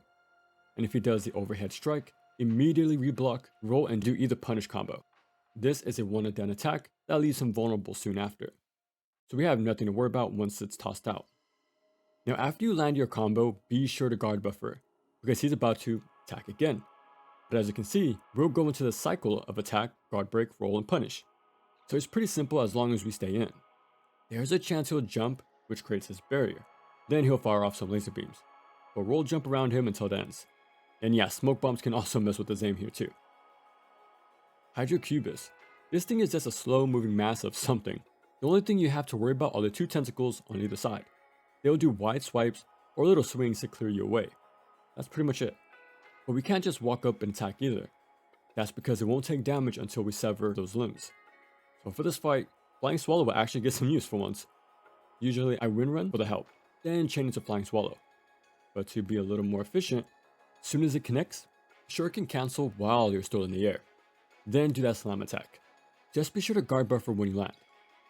So as you can tell, we can actually avoid Flying Swallow's end leg entirely, but only if we're decently high up. That's why it's rarely done on regular enemies. On bosses though, Flying Swallow actually has some use. But yeah, I make sure to use the windmill shuriken for that extra damage, and it's still fast enough so we won't get slapped out of the air either. Then after landing, just roll out, wind run back in doing those Flying Swallow cancels into that down stab. Keep this up until both tentacles are gone. Then it's wide open for a massive punish. Luckily those tentacles drop essence, so you can use those to build UT. You can also do XY into full aerial combo, or stop before that ender, so you can do it on landing, cast the fire wheels, or you can just cast fire wheels as soon as you cut off that last tentacle too. Either way, we're just trying to deal as much damage as possible before they grow back. Now we do rematch this boss a few times throughout the game, but try to use that Gleaming Blades UT more often. It'll make things go a bit faster. Yeah, kind of a punching bag of a boss, but honestly, becomes a really fun fight on higher difficulties. It becomes more of a stage hazard that expects constant movement as you fight off all those extra minions. It's pretty cool. The Bone Dragon. For the entire fight, it'll keep itself suspended over this pit, but to help knock him down a size, we need to break whatever limb is placed on our platform as it keeps rotating. Now it won't be easy of course, because it'll do tail sweeps, stomps, shoot bones, or grab. So to make sure we can land enough hits, while still being safe, I use a guard resets with my level 2 Lunar. Just light, guard to break the combo, and light again. It lets me adapt to whatever's coming my way. If it's the tail swipe, then I'll time my jump. But to be safe, I add shurikens or a light attack to stall a bit. There is a chance it'll do another sweep, so watch out for that. It also tries to stomp in place hitting you if you stay too close, but we can just roll away once we guard reset. For the projectiles, just guard buffer, reblock, and roll through the rest of them. Then the grab. It pulls back, but the camera also shifts, so pay attention to that and move to the side since it only grabs if you're in the center. So with those fast multi-hits, you'll be able to tack on a lot of damage. You can also use Flame Wheel to iframe through stomps. Lets you stay up close while landing even more hits. Just keep this up until it breaks. Then the boss will swap out to another limb for us to shatter. Okay, now it's time for Alma 1. This boss won't be easy for your first time through. There are some things we can do that can make it more manageable, but it's definitely a fight that will take some time to master. So to begin things off, I always start by rolling, wind run into Flying Swallow. There is a chance it'll connect and knock down, but if not, quickly make your way back to the center area, which is sort of an important part of this fight. trying your best to avoid the sides and keep the fight in the middle to have full view of her. From here, it's all about keeping our distance, being passive, and reacting to what she does next. You can risk making the first move, but this game isn't about aggression as we've come to learn, because if you do, she's just going to cancel attacks, to dodge yours, or just block it with these. That's why it's best to have a more wait and see playstyle. So here's what to expect. If you're extra far away, she's more likely to use projectiles. If it's the pink fireballs, just roll jump away until it's done. But if you notice her startup, it's possible to flying swallow to end it a lot sooner before she gets more of these out there. If she throws pillars, keep moving. You can also use the wall attacks for those iframes. Still pretty tough to avoid though. You can also hit her during this attack, but you're more than likely going to trade. So it's a risk I never really take. Now this might take some time to pick up on, but you can tell what she's about to do by her movement. If she's trying to close in on you pretty quickly, she's probably going to try to grab. So just be ready to dodge out of there. And if you avoided it, this is a perfect chance to answer back with a flying swallow. Which again, I make sure to wind run so it'll point me in the right direction. Yeah, it has a really high chance to connect after missing her grab. It doesn't set up knockdowns as much, but this is a good way to deal some decent damage. And that's pretty much the role of the flying swallow in this fight. It's our whiff punish. Oh, and another reminder, be sure to always aerial shuriken cancel whenever you flying swallow. This is the only way we can avoid its end lag, and since we'll land right next to her, we don't want to be easy pickings for her grab, or any other attack. So be sure to cancel every flying swallow with the regular shurikens. That way you can quickly reposition soon after. Alright, for her other move to look out for is the dive kick. If you roll jumped away, then you can't do this, but if you're still in range, punish her with Haze straight slash. This move has a pretty good track record to connect after that kick. But it's Alma we're fighting here, so of course it's not 100% guaranteed, but it does have a higher chance to work. Now if she floats her way far off to the edge, it's likely she'll swoop across the room. If you notice this, you can flying swallow right through this attack. But if not, a simple roll is good enough too. And if you're still close, try that Haze straight slash here as well. Okay, once you finally get your knockdown, get in there and do XY, XXY. Simple, quick, and ends fast enough for us to get out of there. But if you have Nimpo, specifically level 2 Inferno, we can set up a loop. Sort of. So once you land that slam attack, be ready to Nimpo cancel on landing. That initial burst from Inferno will hit her for extra damage, but that fireball is what we're banking on, because if it connects, it'll knock her down again. Which, yeah, lets us repeat the same combo. Again, it's not foolproof. She still has a chance to dodge that fireball. But it's good to know how this works to get the biggest punish possible, which can definitely go a long way.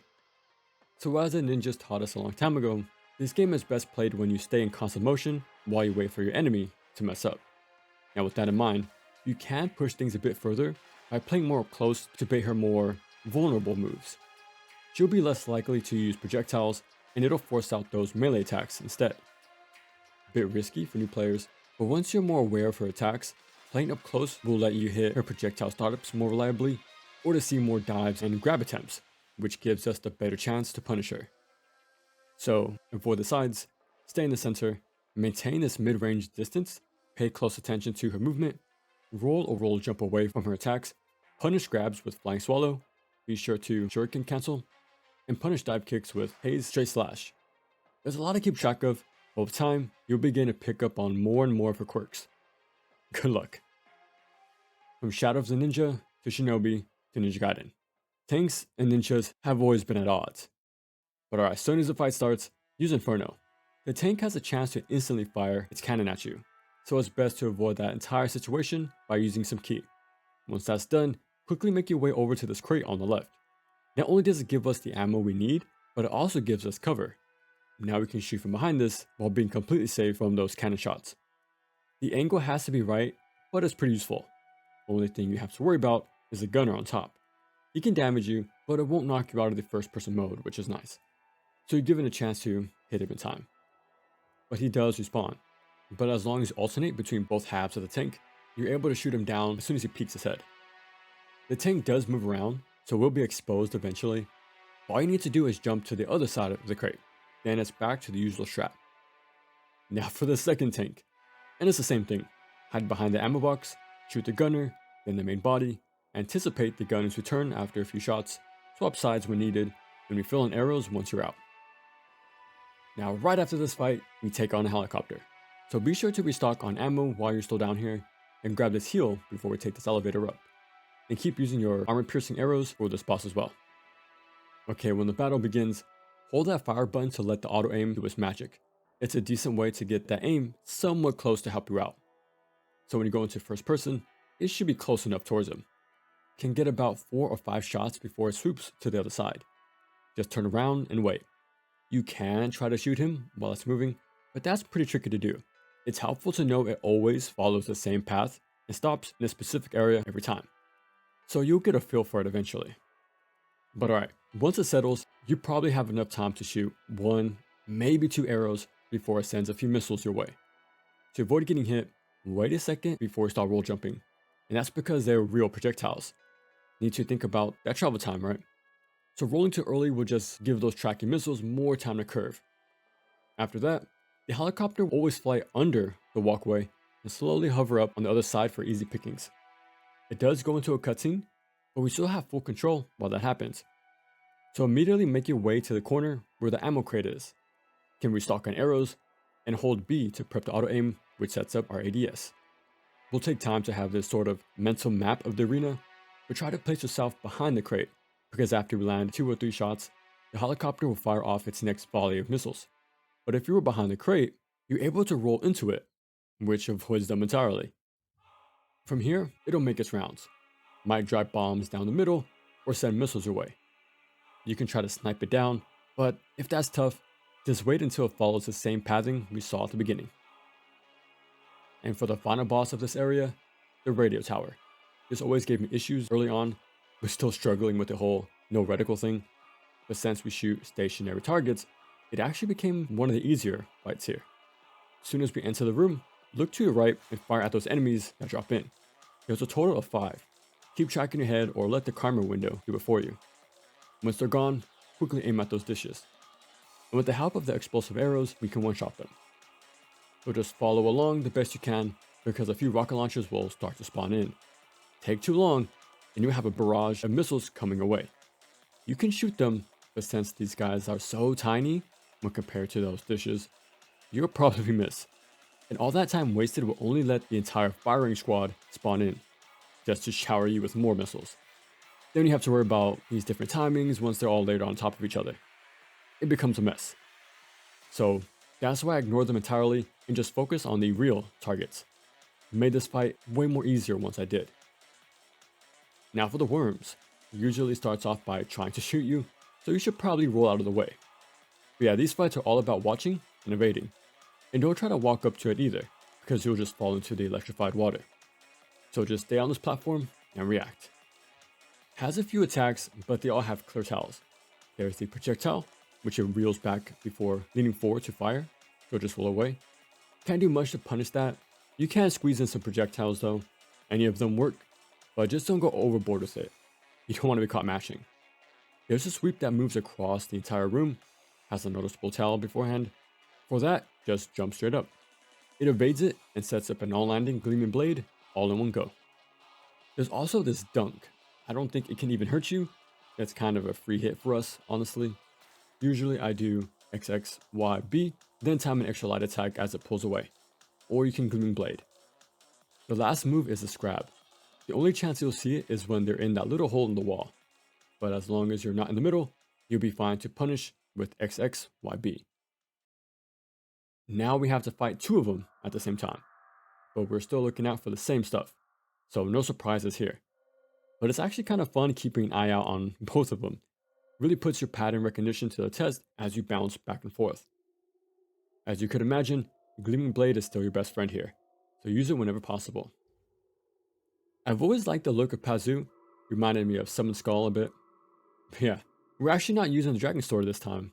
Instead, we're bringing out the Lunar and the Incinerary Shurikens, so once this fight begins, just make your way towards them. Closing the distance isn't free though, because we have a few laser attacks to worry about. But as all good action games do, there's clear tells for each attack. So if he puts his head straight down, then it's a vertical beam. If he turns his head to the side, then yeah, it's pretty obvious it's a sweeping beam. And there's enough time before the beam reaches you and before the explosion goes off too. So you have a lot of time to react. But if you have clean movement early on, you can avoid either one by a country mile. Now that you cleared the gap, we can finally swipe away at those ankles. But we won't be dealing much damage, and that's because the head is the weak spot. In order to reach it, we just need to keep wailing on him. Eventually it'll knock him down a size once you fill that invisible stagger bar pretty much. So to land as many hits as possible, I used 1-2 guard reset with the lunar. Lets us connect a bunch of hits in short bursts, while still being safe enough to adapt on the fly. Keep this up and Pazu will be forced to lower the head. Now it's time to deal some real damage. From here, do forward YY, toss that IS, then do an on-landing forward Y to repeat this combo a second time. But for the third loop, he will lift his head up, so instead, keep mashing Y to get that extra height to hit him on the way up. But just like the Bone Dragon before him, this won't be done without some pushback. The main attack you'll see is a scrab, but since it begins on our right, I recommend you stay on the left to give yourself more time to react. There's a few swipes as well, but every attack is clearly telegraphed, and the answer will always be the same. Just roll out and roll back in. Or you can pop Fire Wheel with the iframes and additional damage. There's a chance he'll swap sides too, but you can tell that's about to happen when he lowers those claws. Just guard, reblock, then roll jump as you follow behind. Then yeah, make your way in like before and shred those ankles. It's time for our revenge, because we finally caught up to Doku. For this fight, we're using the same strategy we did against Mirai. Because playing too close will only get you hit by hyper armor moves, get blocked with ease, or get grabbed, which is extremely fast, damages you, and life drains. Yeah, it's best to keep our distance, play patiently, and bait out his mid-range attacks, which, lucky for us, are his most punishable moves. Again, similar to Mirai. So the two main things we're looking out for is a rush attack and this flurry combo. Okay, when he grabs his sword and leans forward, be ready to roll. Delay it a tiny bit so he won't be caught as you recover. Then hit him with XXYB. Always be sure to shuriken cancel after every punch we do. Don't want to linger around him for too long. Now for that multi-hit combo, be sure to roll away to avoid the first few hits, but don't go away too far, because it's possible to roll through his ender to punish that end lag. So count 4 swings, he does a pause, which is our cue to get ready, then time your forward dodge as he does the finisher. From here we can do XXYYB, so we can add an extra heavy attack at the end for some more damage before retreating. Now there's some other attacks he'll do as we wait for these two. He might slam his sword, sending out the shockwave for us to jump over. He'll send out his sword like a boomerang, but discard, reblock, and roll away. And he can sweep the floor with fire, but the startup is kinda quick. To avoid that issue entirely, just stay on the left side of the screen. If you do this, he'll whiff every single time. That's pretty much it. Keep circling him to your left, don't be too aggressive, and wait for him to make the first move. It's all you need to do. Jotunfrau is pretty straightforward, in the literal sense too, because all the attacks only hit in straight lines. For the most part. There's pokes, ice beam, a few stomps, and a grab. They're all easily avoidable if you have some distance and stay off to the side. Then you can move in with the running attack and slash at the back before they jump away. Sometimes you can land XXYB or Gleaming Blade if you're fast enough. But they also might send out these icicles that'll pop up from beneath you. They do track, so be sure to keep moving. So when it does those forward leaning pokes, just roll at a harsh angle to avoid those jabs and get to the back. They sort of help you out because this attack moves them forward as well, so it should be easy to squeeze past them. It'll lower its head before setting out this ice beam, so move to the side. It also does a few wide stomps as it marches you down, but again, just take an even wider angle to get behind them. And whenever it lifts both arms straight up, roll jump away because it's about to grab you. Or use Nimpo instead. Again, don't mash too much because you want to be ready to roll jump away from those get off me attacks. Now the Fireworm is more or less the same exact fight as the previous one, does the same sweeps and all. Just know you need to jump straight up to avoid their fire ring projectile. But other than that, it's the same as before. Watch for towels and punish with the Gleaming Blade. Next is Smalgin. For this fight, take out the Dabi and put on Celerity for those quicker charges. Alright, so what we want to do is make our way to those top platforms. So turn left and slam attack this button to lift us up. Doing this will limit his options and force out more predictable attacks like sweeping fire, a bite, and this heat wave. Okay, now that we're here, place yourself in the corner and you'll see why in a bit. Now the most common attack is this heat wave that reaches the entire room. So we have no choice but to deal with it.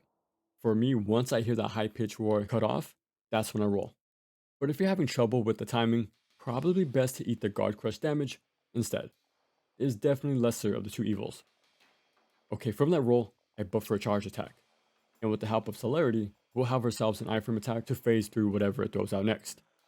There's the grab I mentioned before, but there's no need to worry about it, because this corner is a safe spot to avoid it entirely. Not bad. The only counter to this strategy is the sweeping flames. Unless you have an ET or UT prepped, we have to roll out of there and jump over it. Now when you go back to position, just be sure to roll into the corner each and every time. Sets us up without the risk of falling off, which can happen if you try to just walk there. So roll into that corner and buff for our next charge. Now eventually it'll place its head on a platform. It doesn't attack, it's just a free chance to land a hit.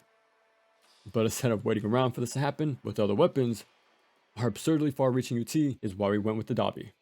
And celerity only makes this easier to do. Just know these are all scarab rewards, but that's why I said to pick them up, because it'll make this fight and future ones a whole lot easier. Next up is Awakened Alma. To be honest, this will be the deciding factor if you can beat the game or not. Doesn't matter what difficulty you're on, if you can defeat Awakened Alma, you just beat the game. And everything after her is just smooth sailing. I was actually way more hyped to beat her on Master Ninja than I was beating the game on Master Ninja. I'm not kidding, she's that big of a deal. Now, as much as I like her look, reminding me of the grotesque otherworldly bosses from the NES games, she's poorly designed. There's inconsistent behaviors, and her attacks have near non-existent punish windows too, which sucks because the game is built around that exact idea. She's like the Dante boss fight or the entire Urban Reign lineup. No patterns, all uptime, and no recovery.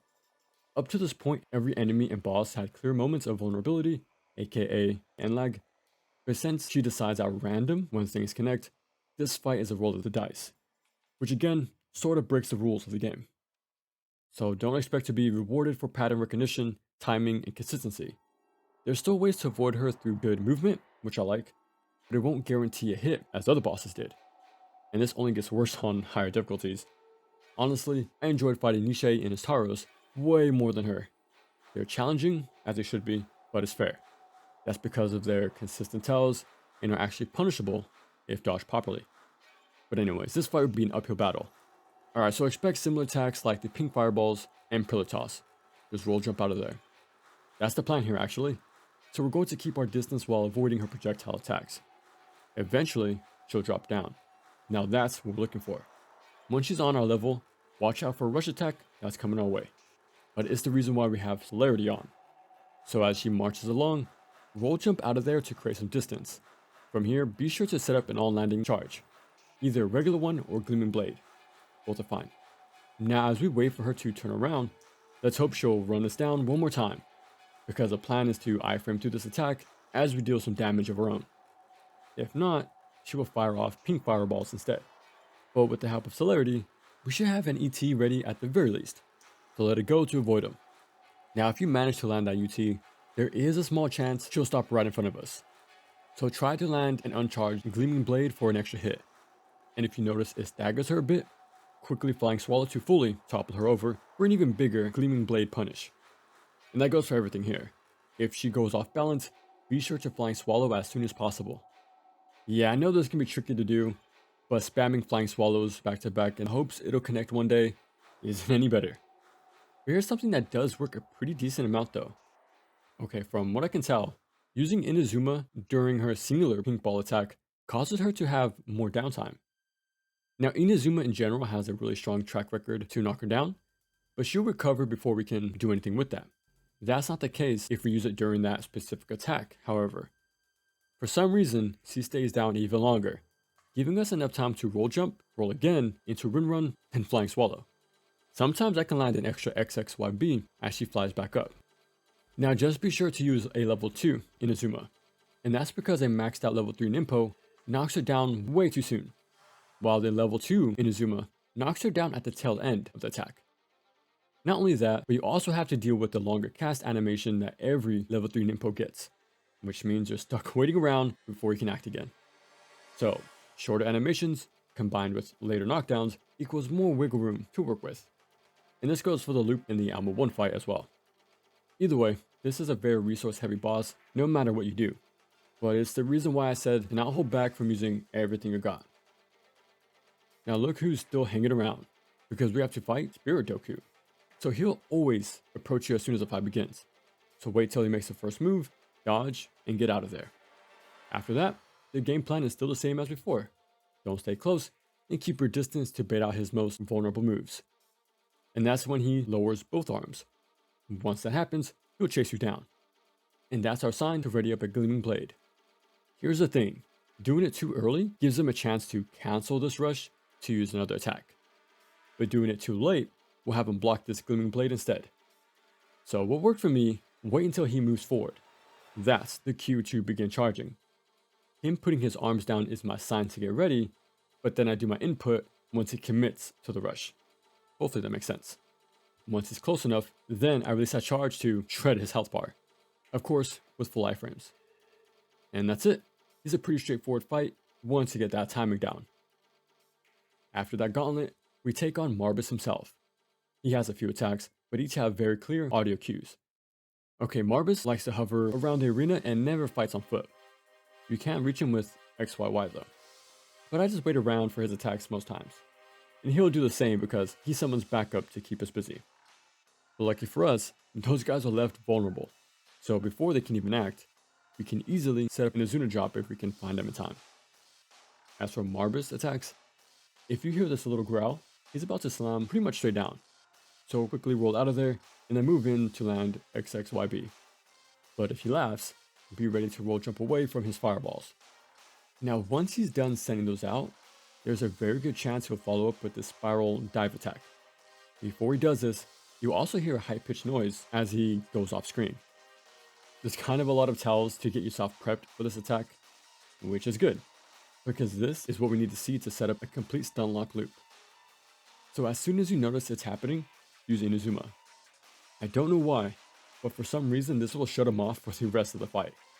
So land that Ninpo, get in close and do XXYB over and over again. This isn't exclusive to normal either. It still works on the higher difficulties too. So if you're in a really bad spot after doing that previous boss rush, then use this to squeeze out that final victory.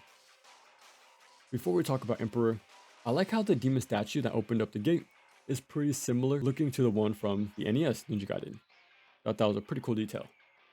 Actually, since we're here, we've reached the point of no return once we go up those stairs. So, I highly recommend you make a backup save, just in case things don't work out. Also, if you need more supplies, now is the time to restock on everything, especially arrows. There's also a large amount of ghost fish that are nearby, and yeah, it makes for an amazing late game farming spot. So go in and out to reset their spawn and collect your money. And with those shortcuts, you can beeline towards Muramansa's shop to fully restock. Oh, and be sure that Dabi is maxed out too. You can do this to make the core so much easier, which is basically the dark realm from Onimusha 1. Yeah, you can also do this before taking the portal to fight Marbus Gauntlet, and you can do this before climbing the stairs where we'll face the final set of bosses. It's a lot of back and forth and kind of overkill for normal, but if you're banged up, then use this to make the final stretch so much more manageable. For Emperor 1, try your best to focus on the chest first. The sides are easy targets, but the chest is a little more tricky to land, so best to destroy it as early as you can. But yeah, this fight is a little weird your first time through, and that's because we're placed on a floating platform that we can actually control. So it's not just the boss you have to learn, but these new controls as well. Hope you learn quick, because you need to start weaving between laser beams. It's cool when you get it down, but it's tricky to do. And even now, I say screw it and pop level 3, Inferno. The extended animation will let me iframe through the entire thing and do big damage once it's all over. But yeah, start charging Gleaming Blades, and then I'll make my way to whichever gem isn't shattered. And similar to the helicopter fight, during the second little cutscene of this boss, you still have control. So if you want a head start, ready up an early gleaming blade, then move over to your last target. Now for Emperor 2, we're placed on this little platform surrounded by lava, and the boss is way out there, far out of reach. Well, this is why I said to buy arrows. So to start things off, we're going to explode as many skulls as possible. So be sure to aim for clusters. Now it won't be long before it starts to send out skulls your way. You can treat them like ghostfish, so use flails or fire wheel. But you can also guard, reblock, and then roll jump away. After a few skulls fly by, the Emperor's head will come after you to land a grab. And that's the reason why I like to use level 3 Inazuma instead. The cast time is super long, which means we have a lot of iframes, but since it auto targets everything in the room, it's super useful to hit this swarm of skulls, which also damages the health bar. So use whichever is best for you. But after that, it'll reform, and it's back to the arrows. By now you're most likely out of explosives, so keep cycling through all your ammo types till you're empty. Luckily it seems to jump onto the sensor platform with you once you've run out of projectiles, but when that happens, use Inazuma or regular attacks if you have to. Just do whatever you can to finish this boss fight. We finally reached the final boss, Fiend Mirai. Now this is another Awakened Alma situation, where he sort of plays by his own rules. So his openings are kinda non-existent, and even if you do manage to find a moment to land a hit, he doesn't have enough end lag after his attacks for us to do any respectable punish like we could on Goku 1 for example. So instead, you're punished for finding those openings. But lucky for us, there's a pretty strong tactic to beat him with ease, and it requires Inferno and Dabi. So once you're decently close, use that Inferno. Has an extremely high chance to hit and forces him into the stumble. Once that happens, follow up with Dabi's forward Y. It's quick, decent damage, and far enough range to catch him. And with the help of Nimpo cancels, we don't even need to worry about the end lag. And as you can tell, this is easily repeatable. Sometimes you need to roll in to make sure it connects, but even then, it's a really consistent strategy. And I've tested this on normal and Master Ninja, with both level 2 and level 3 Inferno. Didn't matter the difficulty or the Nimpo level, it works every time. It's a resource heavy strategy though, but with how many elixirs you can hold both big and small, not to mention the talisman that also refills Nimpo along with your health. So you should have more than enough stuff to just resource dump your way through this. And even with Master Ninja's smaller item capacity, I had more than enough to get this done. So it's a near foolproof plan to get you to those credits in no time.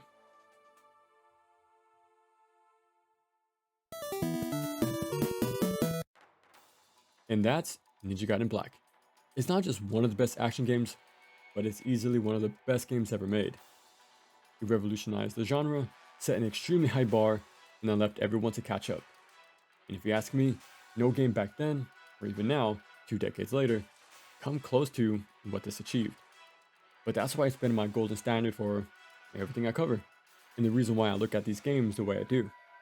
Ninja Gaiden Black just perfected the formula on how to design enemies, controls, level design, progression, replay value, and so much more.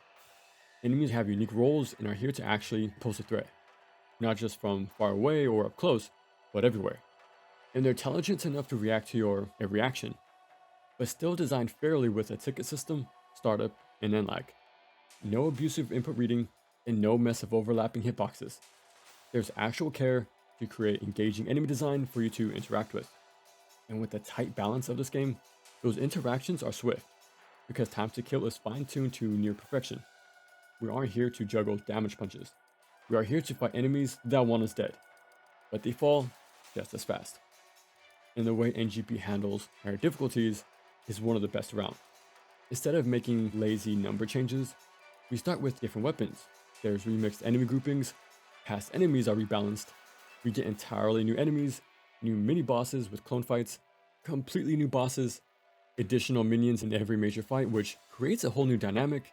Chests have different items, key locations get rearranged, scrolls are handed out at different times, and scare rewards are changed too, which might seem small, but this alters your progression and in turn, your playstyle. So you have to approach every encounter very differently for many reasons. Oh, and you also carry less items across the board, and enemies deal more damage too. So the margin for error gets even smaller. But since we're fighting higher tier enemies more often, our rewards are even greater. I can keep going, but there's so much that goes into these changes, and it's amazing to see how each difficulty builds upon the previous one. You just don't get these sort of in-depth, handcrafted games anymore. And with the amount of effort that goes into these higher modes, it's one of the few games that you should replay multiple times. I think you'll be doing yourself a disservice if you just stick to normal or skip ahead. Each difficulty provides a unique experience, and they feel like entirely new games because of that. So it's very well worth the effort to climb that difficulty ladder, and luckily for me, that's my favorite thing to do. And this was made early enough for them to look at the 2D action games that came before it, so we knew where it came from, understood what to replicate, how to replicate, and why to replicate certain things in 3D. Every concept we see in this game was done for a reason, and we see these sort of design choices made in DMC 1 and Kingdom Hearts 1 as well. It's the reason why those create my holy trinity of action games. And it's pretty interesting how Kingdom Hearts 1, DMC 1, and Ninja Gaiden 1 all have platforming in their intros in some way. But to repeat myself, it's because these early titles heavily based their design around 2D action games. Unfortunately, that's become a lost art. Hell, even older games didn't do that too well either. You know, I think this opening stage deserves a lot more credit too. Starting with a simple obstacle course to get used to its 3D movement, a little bit of platforming mixed in with combat, enemies that teach us everything we need to know, then lock and key progression to fight the big bad at the end, who is no pushover. It's just a perfect intro that really showcases what this game is all about. And these ideas are extended into Tyrant, the central hub-like area, which is also rare for an action game, to have these sprawling interconnected layouts that branch off to other areas. Again, stuff we saw in Kingdom Hearts 1 and DMC 1. But yeah, I feel like this sort of adventure game aspect catches people off guard a lot. Doubt this is what they envision or expect from Ninja Gaiden. To have this map filled with shortcuts, hidden collectibles, and a few obstacles. It's actually just a more complex Traverse Town from Kingdom Hearts 1. In both games, you're finding secrets with the use of platforming, unlocking shortcuts, or access to other districts. But here, it's also connected to dungeons. And I'm glad they went this route because this emphasis on having actual world and level design, instead of just plain box arenas into hallways, has them create stages that really use the 3D to their advantage and give purpose to reuse movement options both in and outside of combat. Now I know the controls have a learning curve, but that's what makes it so rewarding. And once you understand its nuances, you're able to use the movement in creative ways to sort of make the game your own. It's like learning any sort of movement tech in Symphony of the Night or Super Metroid. It just opens up the floodgates. And as the game progresses, the city becomes populated with more and more threatening enemies, which does a lot to make this place feel like it's evolving alongside us. The only other games I can think of that do this is Maximo, DMC 1, and Sekiro. So it's very rare to see, but it's always those small details that really elevate games above the rest. And here's NGB doing that on all fronts. So if you never played this game, then drop whatever you're doing and join the team. Alright, I do want to talk about Sigma real quick. It's an ongoing debate that I doubt will ever end, but I might as well toss my 2 cents in. Now, I'm not going to go over every single change in exhaustive detail and compare the two. That's because the laundry list of changes won't affect you being new players, because attacks having altered properties and enemies having different states won't influence a new player's experience of Ninja Gaiden Sigma. Those have no meaning to you, not yet anyways. What does, however, are the numerous quality of life additions that were brought over, starting from Sigma to Sigma Plus, and now the Master Collection. Each version of Sigma only added more and more extra features to make a first playthrough less hassle-free for the uninitiated. There's a new hotkey, so less time going into the pause menu. You can heal at any time, even when grabbed, which is better than you might think. Reticle for aiming, can fire the bow in the air. Water running was streamlined. More save locations, more shops, removed platforming sections. Dual katanas were added, which are kinda busted. And since the Master Collection is just a beefed up PS Vita port, you can enjoy the extras that were exclusive to that version. So there's more equipment, and costumes now have unique buffs. These are probably my favorite additions. It gives a little twist on how to play the game, so have fun with these. Now this might be tough for new players, but Sigma does add enemies that were once exclusive to the higher difficulties in Black into Sigma's normal mode. So the game has you fight cats and berserkers way sooner. But since the Master Collection is based on the Vita, There's also Hero Mode, which is a new extra easy difficulty. We all start somewhere. But for the veterans, they placed a few extra bosses, one of them being Doku. Originally, you don't fight this guy to hours down the line, so for many, this will be a scripted loss, but for returning players, it's possible to beat him. And if you do, you unlock the next difficulty, which is pretty cool. Yeah, the Sigma version has some cool additions.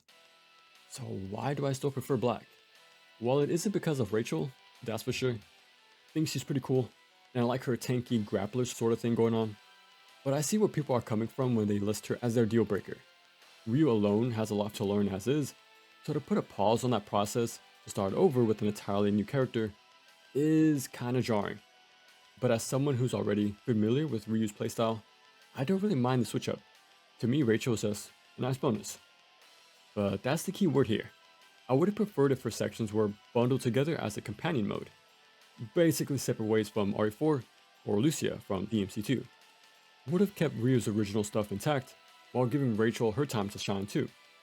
Think that could have worked. So yeah, it's not her. No, for me, it's the reworked evades. In Black, you would roll no matter the direction.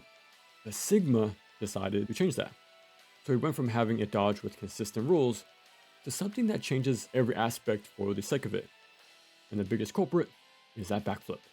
Not only is the animation longer, but it has less animations too. So instead of working like God Hand, where it's done right, Sigma gave us an unreliable dodge the same way Astral Chain did. Guess you can see where my pet peeve for this came from. But I don't think it's unreasonable to expect consistent defensive tools. The best games around are known for that. And when something doesn't get it right, well, there's a reason why I don't care for certain games.